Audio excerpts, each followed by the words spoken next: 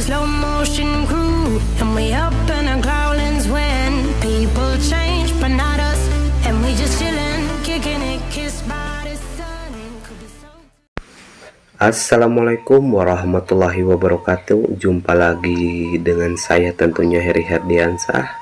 Terima kasih untuk rekan-rekan yang setia pantengin channel Lingga Buana Sumedang. Tanpa kalian, Lingga Buana Sumedang itu bukan apa-apa. Nah, untuk rekan-rekan yang baru bergabung, selamat bergabung. Dan jangan lupa juga ya tekan tombol like, komen, dan subscribe-nya agar video ini tentunya bisa banyak dikenal oleh semua orang tentunya. Nah, untuk rekan-rekan yang sudah menekan tombol loncengnya ataupun tombol subscribe-nya, saya sangat berterima kasih. Mudah-mudahan dengan kalian menekan tombol subscribe-nya menjadi amal ibadah untuk kalian semua ya. Dan saya selalu mendoakan untuk kalian semua, mudah-mudahan kalian semua diberikan kesehatan, tentunya panjang umur dan banyak rezekinya. Amin amin ya robbal alamin. Dan mudah-mudahan saya berharap Lingga Buana bisa banyak dikenal dan tentunya bisa bermanfaat, khususnya buat saya, umumnya buat rekan-rekan. Ya sudah, tanpa lama-lama kita langsung saja ya meneruskan sejarah Sumedang. Gaskeun. Dan dari situlah jelas bahwa ajaran Islam yang dibawa oleh Raden Solih bersumber langsung dari Nabi Muhammad SAW. Siapa sangka Ratu Pucuk Umun memiliki suami dari garis keturunan Nabi, sedangkan Pangeran Santri atau Raden Solih dari pernikahannya dengan Ratu Pucuk Umun atau Nyima Setiasih, beliau memiliki 3 putra, yaitu putra pertama yang bernama Pangeran Gesan Ulun atau Pangeran Angkawijaya. Sedangkan dalam sejarah beliau adalah putra pertama dari Pangeran Santri, Pangeran Gesan Ulun. Beliau adalah raja sekaligus ulama besar. Beliau juga yang menyebarkan Islam, bahkan beliau tidak tanggung-tanggung. Beliau menyebarkan Islam sewilayah Jawa Barat, tidak terkecuali Cirebon dan Banten.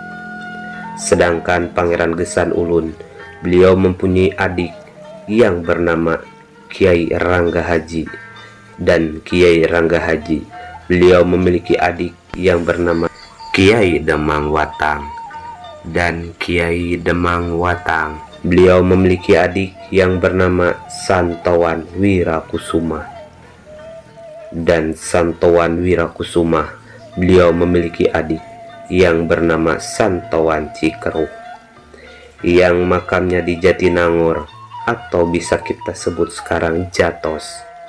Sedangkan Jatinangor berasal dari kata jatinya muda, atau dalam bahasa Sundanya adalah Jatinangora.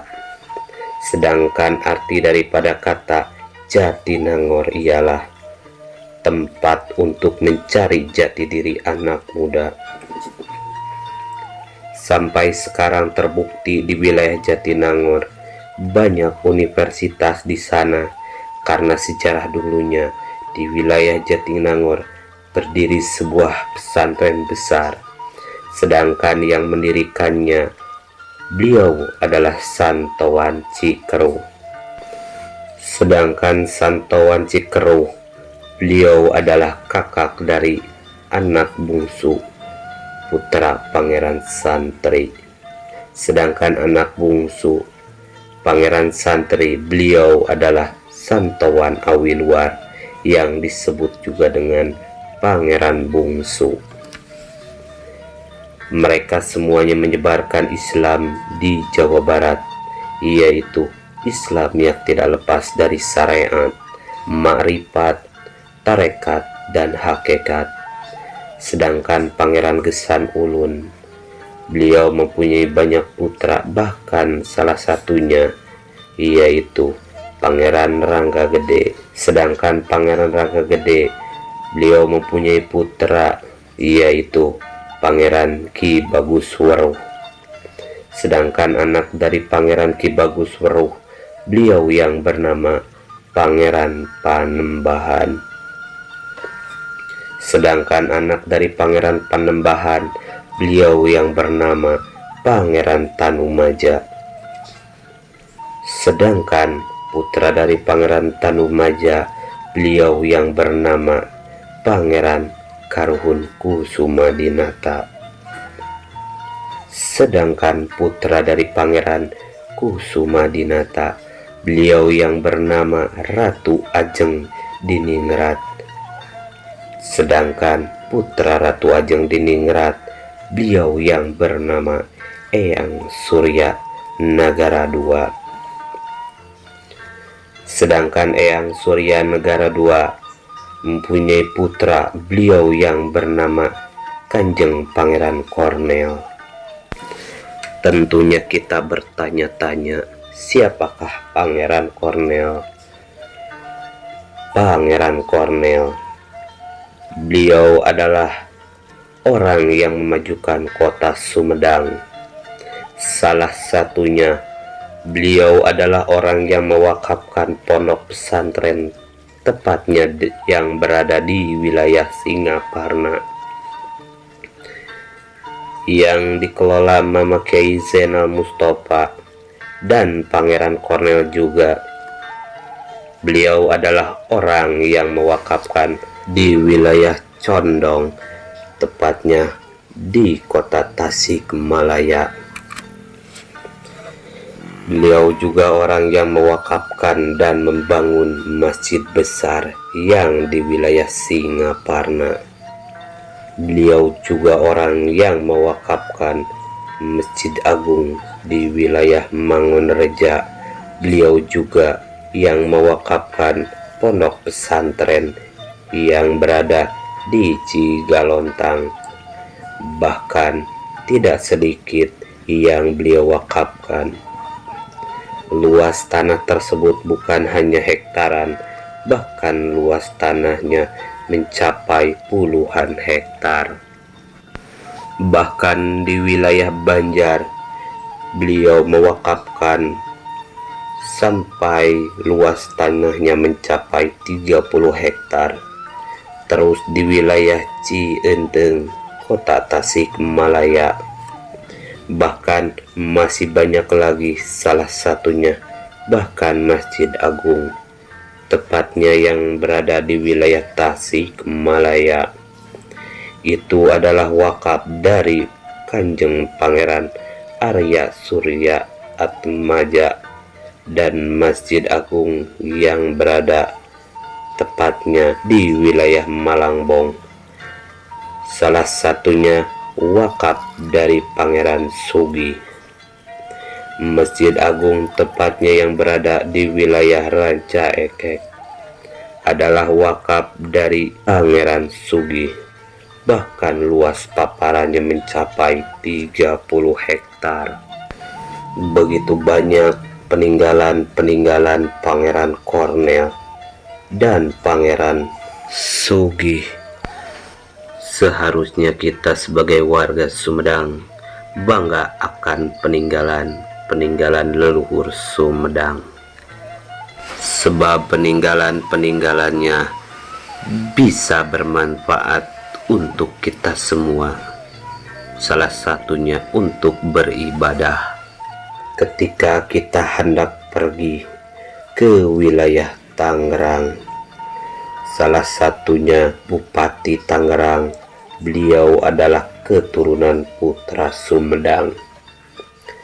Beliau adalah adiknya Eyang Wangsakara yang berada di wilayah Situraja, tepatnya di Cikadu. Sedangkan Pangeran Kornel mempunyai putra yang bernama Eyang Dalem Ageng.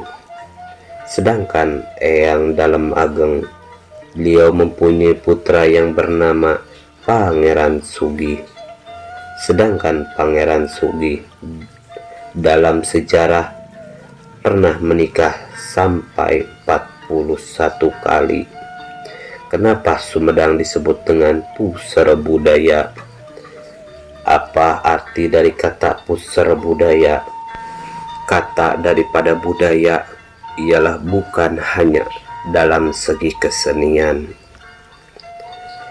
atau dikeloni oleh dog-dog, atau dari bahasa Sundanya cul dog-dog tinggal igel, yang artinya adalah orang yang meninggalkan pekerjaan utamanya untuk mengerjakan pekerjaan yang lain yang tidak terlalu begitu penting.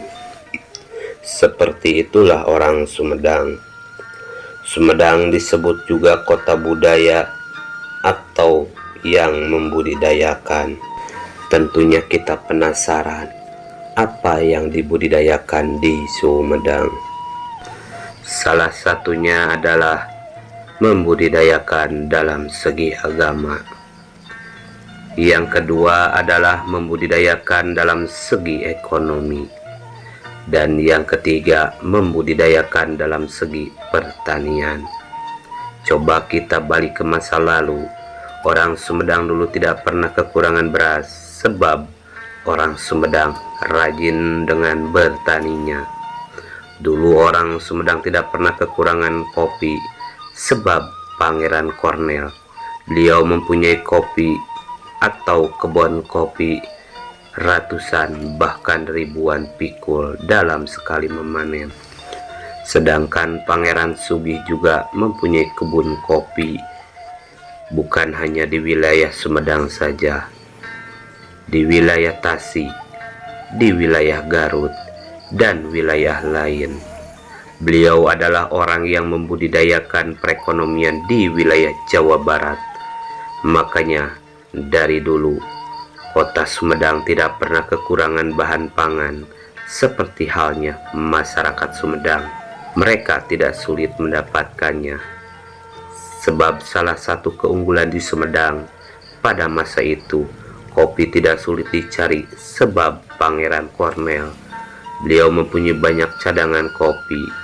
Makanya orang Sumedang kepada bupati menyebutnya dengan sebutan pangeran. Coba kalau kita hendak pergi ke wilayah Garut, wilayah Tasik, wilayah Bandung, dan wilayah Cianjur, mereka semua menyebut bupati dengan sebutan Raden.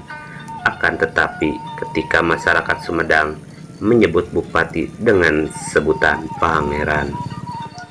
Coba kita bedakan apa arti kata pangeran dan apa arti kata Raden.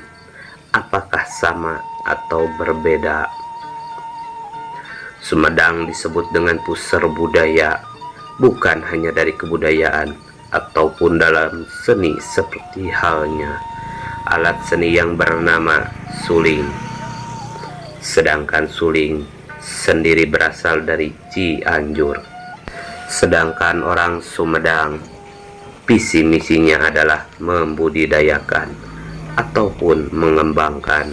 Salah satunya yang dikembangkan adalah agama, perekonomian, pertanian, serta mengembangkan peternakan. Seperti halnya peninggalan Kanjeng Pangeran, yaitu pacuan kuda yang berada di wilayah Pahem, Tanjung Sari.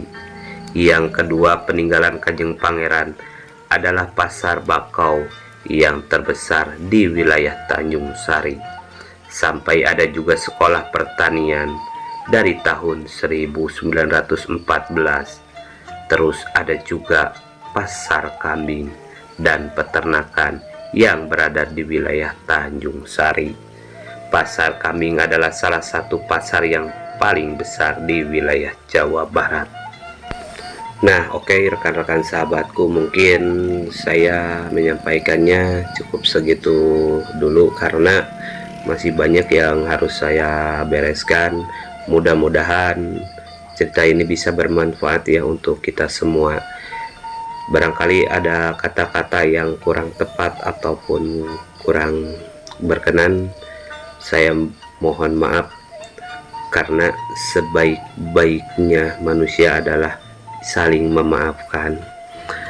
Nah, mungkin di episode berikutnya kita akan melanjutkan lagi sejarah Sumedang.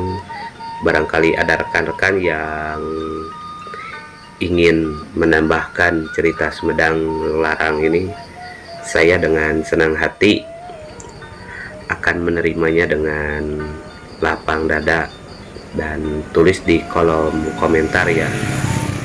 Mungkin saya akan berpamit dulu. Assalamualaikum warahmatullahi wabarakatuh.